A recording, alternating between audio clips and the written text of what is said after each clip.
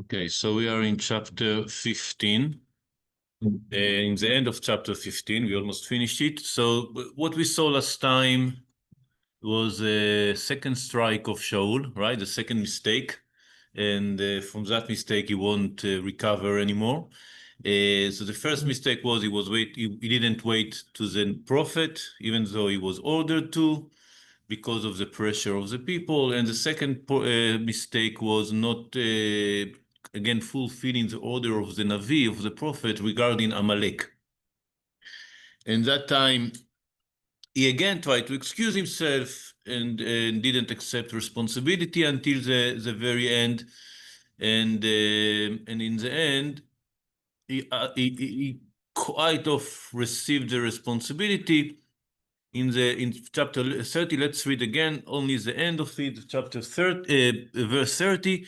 But Shaul pleaded, I did wrong. So this time it looks like a real that he accepts on himself the responsibility. I did wrong. Please honor me in the presence of the elders of my people and in the presence of Israel, and come back with me until I have bowed low to the eternal your God. And then Shmuel accepts this petition, this what he asked. So Shmuel followed Shaul back, and Shaul bowed low to God, and that's the story. That story ends, and then Shmuel is doing what Shaul didn't do, and this is finishing with the king of Amalek. So according to the Midrash, in the meantime, Agag, the king of Amalek, had enough time to have a relationship with one of his slaves, and from that Amalek continued. And that's the reason we find Amalek later, because of that person, the rest of Amalek survived. We said that in the Pshat, it's hard to understand in this way, because it looks like only a few years later we have a full nation of Amalek. So it makes more sense to say that he didn't kill everybody, he just killed everybody in the city or in the certain place, not all the tribes of the Amalekim that were all over the desert until Egypt, right? All the desert from between Israel and Egypt and also to the east. It was like Bedouin today that were nomads that come going from place to place. So Shaul didn't really finish the whole work. But now there is Agag. Agag is the king of Amalek, of the city of Amalek, and Shaul left him to live, and now Shmuel want to finish this point, right? So Shmuel said, bring forward to me the king Agag of Amalek. Agag approached him with faltering steps. What is faltering steps? Steps gently, like what? Like not Proudly. Weakly. Oh. Okay, so this translation, if one of the interpretation, it's not very clear what these words mean in Hebrew. It says ma'adanot. So ma'adanot can be understood as gently, meaning like proudly, like a king that walks slowly and with respect to himself, right? So this is one explanation. So the explanation goes like in totally opposite directions. The other explanation was that it was tied. Ma'adanot, there is a verse in the Tanakh, in Iyov, that the word is mentioned in the meaning of tying something to something. So it was like in strings, right? It was tied. It was brought to him tied. So this going like in two different directions. It was going like with pride, or it was going like a prisoner. And then when he came close to him, and Agag said, "Oh, bitter death is at hand." And again, the word "is at hand" here is not clear, and it's not the literal translation of the word. Here we have like another option, at hand, meaning of ebb, of Hebrew. At hand, meaning of Hebrew, uncertain. Right. So in Hebrew, it says Sar Mara Mavet, and again, the explanation go in two different directions. One of the explanation, this is how my father taught me one Shabbat when they read this Haftarah. When we read this Haftarah, I don't remember. Maybe Parashat Ki Tetzeh now, because of Amalek. Yeah. So maybe it's in Beshalach in the war against Amalek. Oh no, there is Shirat Hayam. I don't remember when we read this Haftarah, but I do remember that my father told me in this direction, and now I saw that there are two different directions. One of them, that he walked gently and saying to him, you know, the bitterness of death was removed from here, meaning the war is over. Now it's time for peace. I know you left me alive. So he didn't know, of course, that Shmuel is not happy with what Shaul did. So he came to him like, you know, these murderers that are very, very stylish and fancy and like, I don't know, like high society, but really their hands are full of blood and evil. So he's coming to him and saying, you know what, now it's time for peace. Now it's time to go for a new way. Let's forget about the past. Let's make a peace agreement, right? אכן שר מר המוות. So he went to him gently and talked with him about peace and about universal calm and tranquility. So Shmuel not falling to it. Shmuel said, as you sowed as bereaved women, so shall your mother be bereaved, you say? Meaning widow, not widow, like mother of someone who died. You know this word, bereaved? To bereave someone is to make them into a mourner. Yeah. So, lishkol, em shakula. Em shakula in Hebrew, it's a mother that lost her child. כאשר שכלה נשים חרבך, meaning like your sword make mothers lost their children, this is what will happen to your mother also. So shall your mother be bereaved among women. And Shmuel cut Agag down before God at Gilgal. So the word cut Agag down, you see there's a lot of comments here. Cut down, it's meaning that he cut him for two. Even though it's not very clear, the word Vaishasef, today Leshasef, we are using this word in Hebrew, Leshasef is to cut with a sword someone. But the Mefarshim goes in the direction that he cut him for two, like that. Or like that, right? Yeah. Basically, he killed. Yeah, he killed him. Yeah, but it's like in a world that show also disrespect. It's not like an honorable death, right? It's like cutting him for two, like animal, like dog, like pig. I don't know exactly how. So he didn't, like again, he didn't fall in this show of progress and peace and all of that. So this is one direction. The other direction go again in the opposite way. He came tied, humiliated, and he knew that his destiny is not very well. So he was happy and welcoming the death. Achen sar mara mavet, according to this explanation, Radak and also others says, it's arrived. The bitterness of death has arrived, but for me it's not bitterness anymore. Sar is removed. The bitterness is removed from my death because I prefer to die than living as a slave. Something like that, right? So the prisoners in the United States, they send them to death and they wait, and then they're happy when the day arrives. The day finally arrive, waiting to the death. It's not, yeah. So maybe this is other directions that the Mefarshim goes. And Shaul told him, yeah, it's not something that is lack of bitterness, maybe for you, but not for your mother. There is a saying in Hebrew, what's not kill you make you stronger, but what's kill you make your mother stronger, right? So this is what Shmuel tell him according to this explanation. Yeah, you say the bitterness is went. No, it's not went for everybody. And you are responsible to so much death and suffer in this world, you will pay also for that. And I wanted to mention that in parentheses, we say that about Amalek. Amalek were evil, apart from the mystical evil, I mean, the what we saw in the Torah, that it represents the total evil. Amalek were slave traders. We kidnapped people to sell them as slaves. They were like the bottom of humanity. They killed people, they tortured people, they took prisoner and sold them. So he told him, I mean, it's you deserve that. I mean, I'm not easy with you. I'm not going to make it easier or respectful for you. You don't deserve more than that because you are really represent the highest of the wickedness in this world, right? So this is what Shmuel told him, and that's how he fulfilled what Shaul couldn't do. What Shaul thought about, well, maybe I will leave the king, maybe it will glorify me, or maybe it will be the beginning of the peace in the Middle East, or whatever. Shmuel said, no, this is the end of the story, right? You don't deserve more than being slashed for two. How do you say, cut down for two? Before God at Gilgal. And the word here, before God, right? So showing that we talked about that in other cases when it was mentioned. Before God, meaning, I think in the story of Pinchas, of Iftach, in Sefer Shoftim.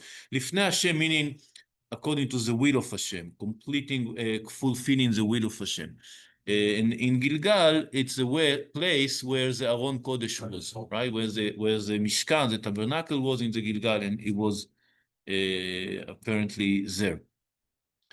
Now, Shmuel then departed for Ramah. The house of Shmuel was in Ramah, and Shaul went up to his home at Giv'ah of Shaul. This verse is very typical to Sefer Shmuel. It's happened several times in Sefer Shmuel. When you say one person went to one direction and the other person went to the other direction, meaning that the ways were distinguished, were separated, right? They didn't go together anymore. Not physically, but also not, of course, mentally. So the separated ways. Shmuel wasn't anywhere anymore with Shaul. And this is exactly what the next verse says. Shmuel never saw Shaul again to the day of his death. But Shmuel grieved over Shaul because God regretted having made Shaul king over Israel. So about that, there is a comment here. Shmuel never saw Shaul again contradict what we're going to see later in the book, that one time Shaul came in front of Shmuel and prophesied in front of him. So it looks like a contradiction. Here we say never saw him again. And over there it says that Shaul came in front of him. So there are possibilities that Shaul came in front of him, but Shmuel didn't see him because there were many students in front of him and he couldn't see him. Another way to explain that is when you say never saw him, it's like when you say, I'm going to see a doctor. It's not to see the doctor. I can look on a picture, right? When I say I'm going to see a doctor, I mean in a meeting. I mean in a intentional meeting. So he didn't went to see him, meaning he didn't serve him anymore as his prophet. He didn't help him anymore. So he didn't come to see him. It doesn't mean that he not visually saw him, right? It didn't technically, physically see him again. He saw him, but not as walking together. And this is exactly what the former verse says, the separated way. Everybody went to his home. They are not walking together anymore. And here again, the second part of the verse also again showing how much Shmuel loved Shaul. He wasn't happy about this at all. We will see the difference between how Shmuel was with David and how Shmuel was with Shaul, and we'll see how big the difference is. Shmuel, when he met Shaul the first time, he invited him to eat with him. And he said, you will sit here. And he kept for him the best part. And he kissed him. And he prayed for him. And he begged Hashem for him. And it's mourning for him until the end of his days. Meaning Shmuel really, really wanted Shaul to succeed. Not always it worked, right? In this work, it didn't work. It didn't work, but we see how much connected personally, emotionally Shmuel was with Shaul. And when you say mourning, I guess it also, like we saw before, he prayed for him and he tried to change the decree of Hashem, but it was final. This is the end of this part of the story of Shaul, and now we are entering the last part of the story of Shaul, which is the bad part. Shaul is going deteriorating from moment to moment, every moment, and on the other side, with the decline of Shaul, we have the rise of David. So if you really, before we start chapter 16, chapter 16 will introduce us the first time with David. Now, just a few words about David. David, if the main character in the Torah is Moshe Rabbeinu, he appears since Sefer Shmot in every parasha apart from one, and he is the main character without doubt. The main character in the Tanakh is David.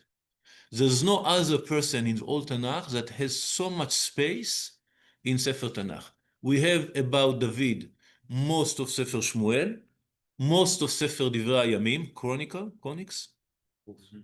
Most of the Chronicles is about David, even though it's from the creation of the world until the destruction of the temple. Most of the book is about David. We also have David in all Sefer Tehillim, of course. So there's no other person that appears so much in the Tanakh, like David. And from him also we are expecting to the Mashiach to arrive, like we learned on Shabbat.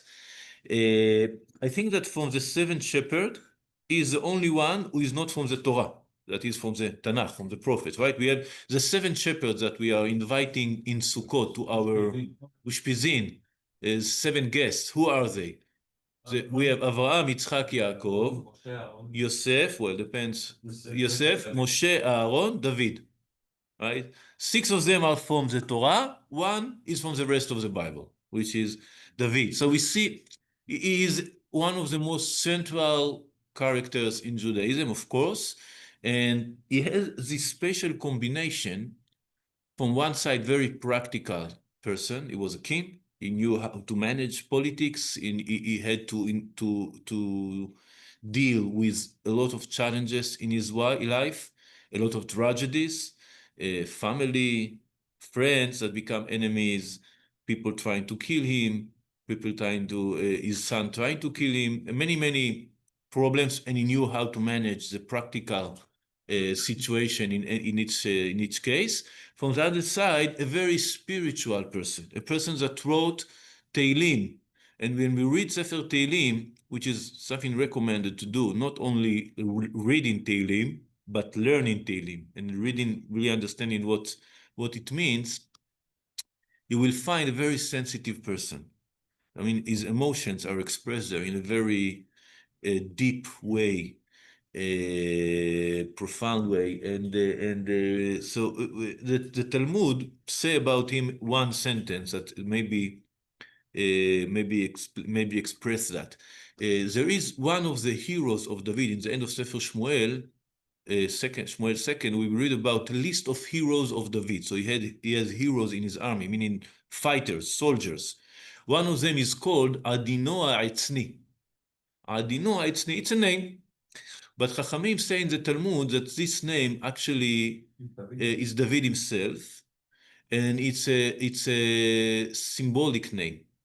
Adino is meaning adin, like we saw here the word ma'adanot. Adin means gentle. And atzni is come from the word etz, wood or tree, which is something strong. So they said about him that he had these two aspects. When he was learning Torah, meaning when he was in the spiritual realm, in the spiritual world, he was as gentle as a worm, like the worm, in the tree. So this is a very gentle animal. You check the gazelle, it's smashing it. But meaning in this case, gentle, adino, he was gentle as a worm, meaning he was totally spiritual, not material, not strong, hard, or something like that. But when he was in a war, he was tough as a tree or as a wood. As you say, caché. Caché meaning is the opposite of soft, hard, right? Hard as a tree, right? So he could have inside this same personality, these two different, almost contradictory aspects, right? Of being spiritual and being very practical.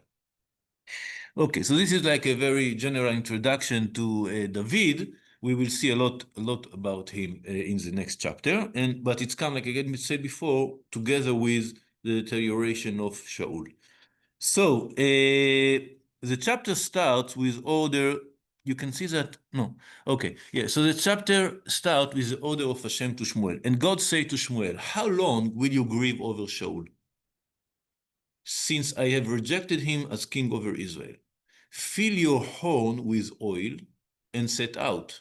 I am sending you to Ishai of Bethlehem, for I have decided on one of his sons to be king. So we're seeing that, like we saw in the end of the last chapter, that Shmuel is keep grieving on David, on Shaul, and Hashem is not happy with that. It looks like Hashem rebuking him.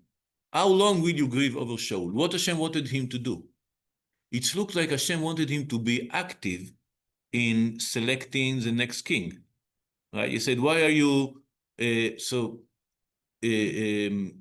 why are you not doing anything? You're grieving at your home. When you have a problem, when you have a leadership position, you cannot be in grieving in your home.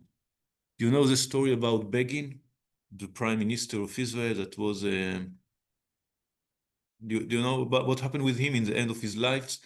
Okay, so he was very strong character. He was many years in opposition.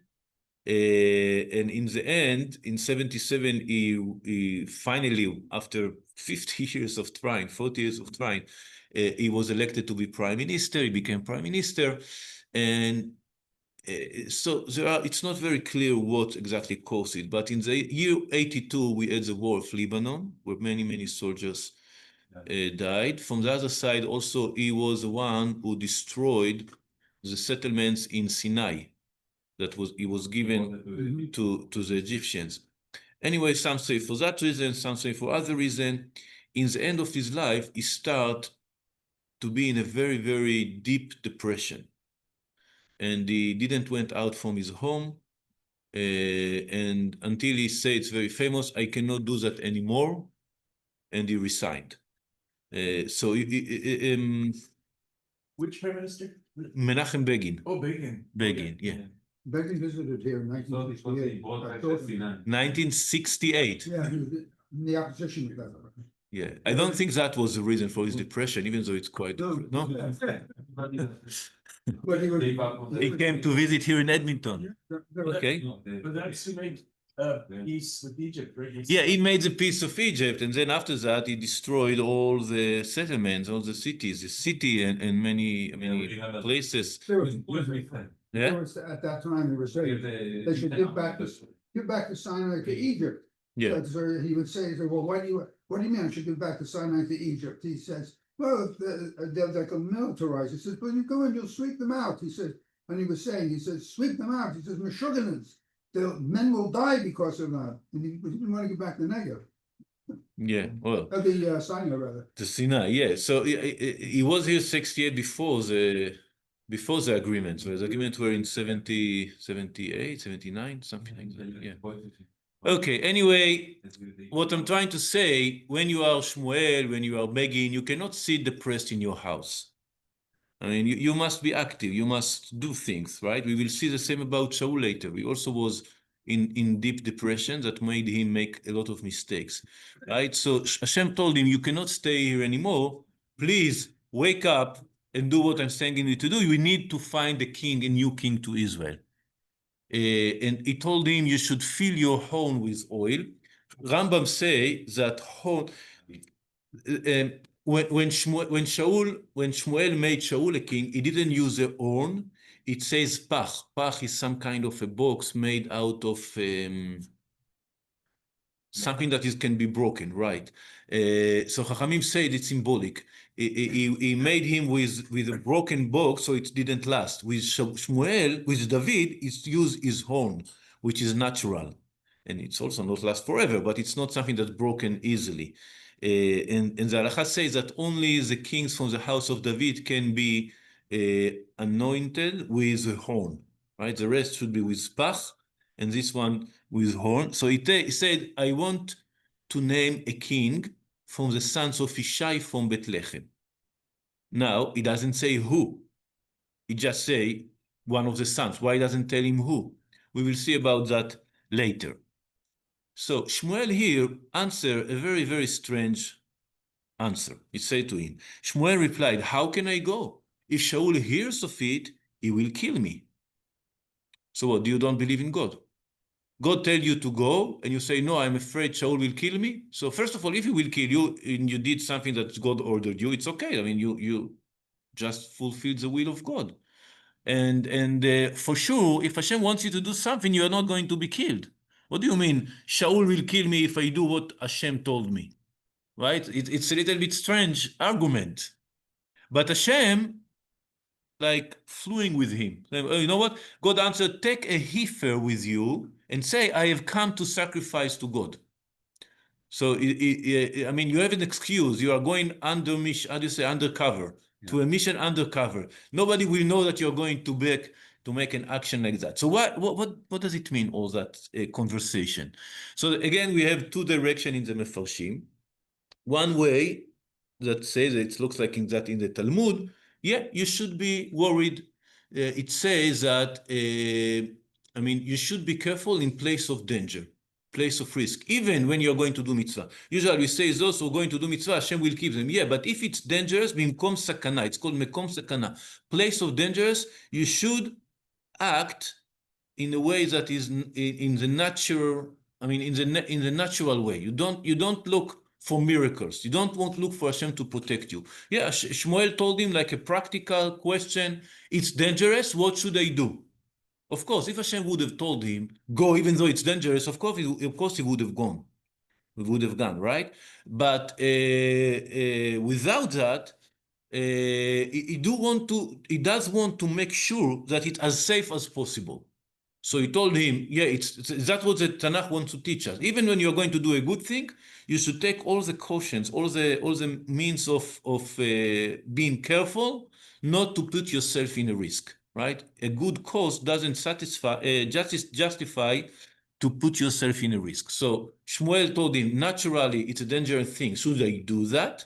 And Hashem told him, yeah, you should do that, and I have this way that it would be less dangerous. This is one direction. The Abarbanel goes in other direction related to what we saw before. Shmuel is not happy with finding a new king. He doesn't want a new king. He said maybe Shaul now is not going, his kingdom is going to last, maybe his children. We shouldn't name someone when you still have a king. If Shaul would resign and say, I don't want to be the king anymore, okay, so then let's look for a king. But you have a king. You didn't formally throw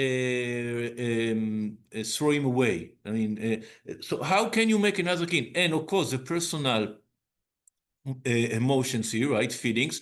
He didn't want Shaul to be replaced. He wanted Shaul to continue being the king, even though he's not now in the favor of God, and Hashem say that he was sin, etc. Shmuel doesn't really want to replace Shaul. So he looks for excuses, right? How can I go? It's hot outside. Tomorrow it's going to snow, and maybe it's a bit dangerous, and maybe the alliance in the way. So I cannot go tomorrow. Today I have something very important. I have a meeting with my doctor, right? So he's looking for excuses not to go. And according to that, Abarbanel says that Hashem is gentle with him. You know what? This is the reason you cannot go. Don't worry, I have a solution for you.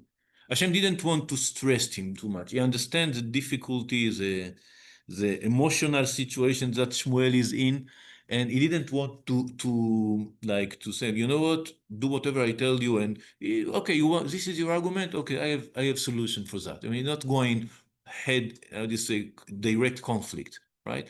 But he insists. Hashem said, no, you have to do that, even though you don't agree with it. Maybe it's hard to you to identify with this move, but you still have to do that and go for Shaul. Go to name the next king. So invite Yishai to the sacrifice feast, and then I will make known to you what you shall do. So he told him, you should go. You should name one of his children as a king. I won't tell you who right now. I will tell you what to do. Right? So you should anoint for me the one I point out to you. So again, Hashem emphasized, I will tell you who is going to be the king, because apparently Ishai has several children, not only one. So Shmuel did what God commanded. When he came to Bethlehem, the elders of the city went out in alarm to meet him. So it was something exceptional, apparently, that Shmuel suddenly arrived without any announcement. So we saw that Shmuel was doing rounds in all Eretz Israel, visiting different communities. That was something that was regular, but apparently people knew in advance that he was coming. And suddenly, the most important person in the land arriving without any announcement, without any notice, and the people are alarmed and they are confused. And they're asking, what are you doing here? So I say, do you come on a peaceful errand? So this translation again, it says in Hebrew, Vayomer Shalom Boacha. It says Vayomer in singular. It's not very clear who is the one who's saying that. But according to this translation, it was a question. Everything is okay? Everything is peaceful? I mean, we don't have any problem? Why are you coming? What's happened? And Shaul answered, yes, he replied, I have come to sacrifice to God. purify yourself and join me in the sacrificial feast. We are talking before the temple, so it was allowed to make sacrifice every place, right? Not only in Jerusalem. He also instructed Ishai and his sons to purify themselves and invited them to the sacrifice feast. So everybody is coming. Apparently, in this feast, he asked aside Ishai and his children. And then, when they arrived and they saw Eliab was the first son, he thought, surely God's anointed stand here. So again, the translation here is not very loyal. It doesn't say he thought, it says he said. So he didn't, you remember what I told you, that Hashem, what we saw, Hashem told him, you will wait until I will tell you. But once he saw Eliab, he said, this is him. Why? Apparently, the same mistake with Shaul.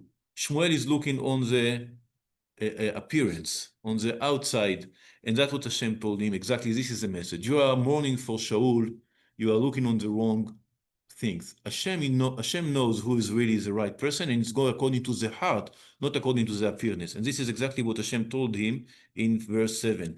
But God said to Shmuel, pay no attention to his appearance or his stature. You remember that also Shaul was the tallest in all the people of Israel, in all the nation, right? So don't look on that.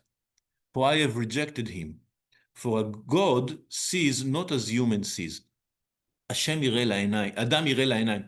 It's not exactly the translation, it's maybe the meaning. The man see with his eyes, or what I can see, what the eyes can see. Hashem yireh la'levav. Hashem look on the heart, right? So for God sees not as humans see. Humans see only what is visible, but God sees into the heart.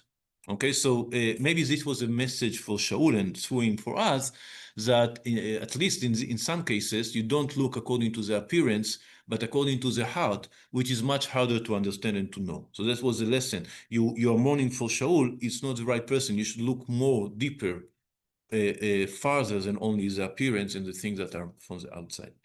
Okay, so we will continue with the story next time. Next week? Yeah, there's something next week? No. No. I need